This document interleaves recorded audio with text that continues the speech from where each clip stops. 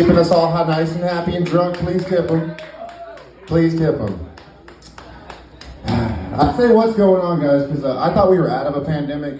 I went to Walmart the other day, and the toilet paper was back in stock, and both Walmarts had it, actually.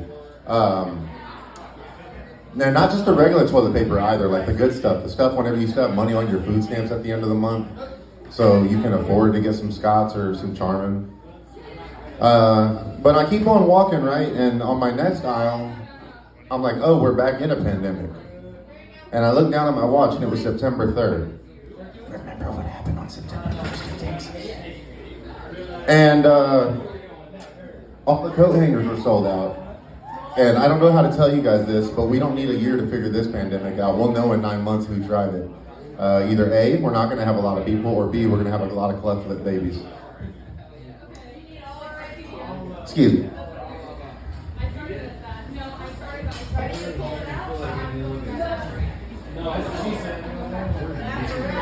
So I go to a therapist pretty regularly, and I talk to her about all kinds of stuff, but I do it on purpose. I go right before I was supposed to go at an open mic. And I tell her it's because I want to figure out how I can get out of these jokes. But it makes me realize that there's certain things you shouldn't tell anybody, including your therapist.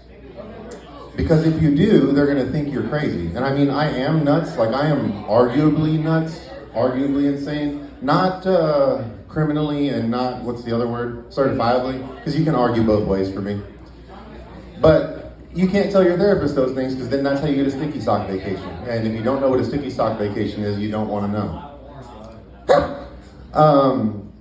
The other part of that is, in going to therapy, I realized that what I had to do was how to enjoy things on acid without the acid. And I'll give you an example.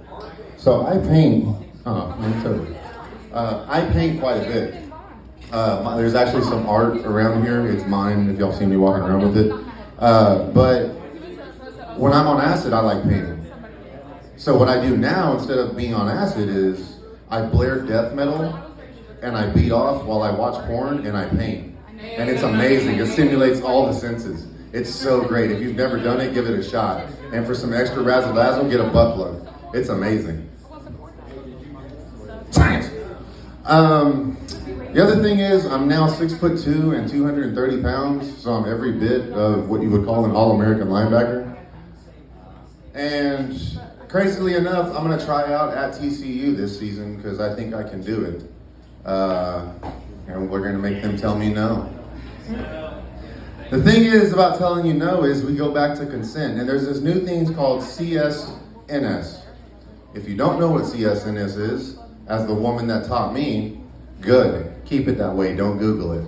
If you do know what CSNS is, no. Excuse me. Y'all still hear me without the mic? Yeah. So before all this started, I actually had war paint on, and I'm going to get it tattooed. People ask me all the time, Eddie, what are you? And I shrug and I say I'm an American, because it's fucking true. Most people shrug me off and they're like, well, he's a fucking prude. And no, it's not that. I just know my history. So, one lady in particular, and I'm going to have to tell a story really quick, so you got to follow me. I was in French class at 15 years old. I know how to speak French. Parlez-vous français juste un peu? Mon amis, tu es très belle. What I just said is, my friends, you are all beautiful. Before that, I said, I speak French just a little. But Mr. Adam, my French teacher, challenged me once. Because I said, Mr. Adam, what are you? And he said, Monsieur, I'm French. I couldn't accept that. I said, no, sir, your skin is dark. Most Frenchmen are light skinned. And he stops mid-lesson, puts the cap back on his marker and says this.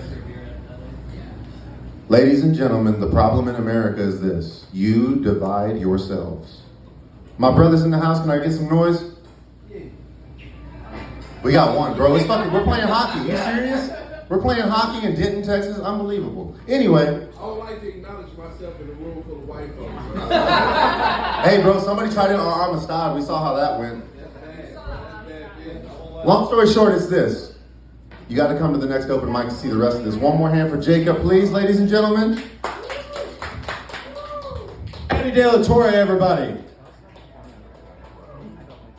Next up to the stage, make some noise for the very funny Alexander K.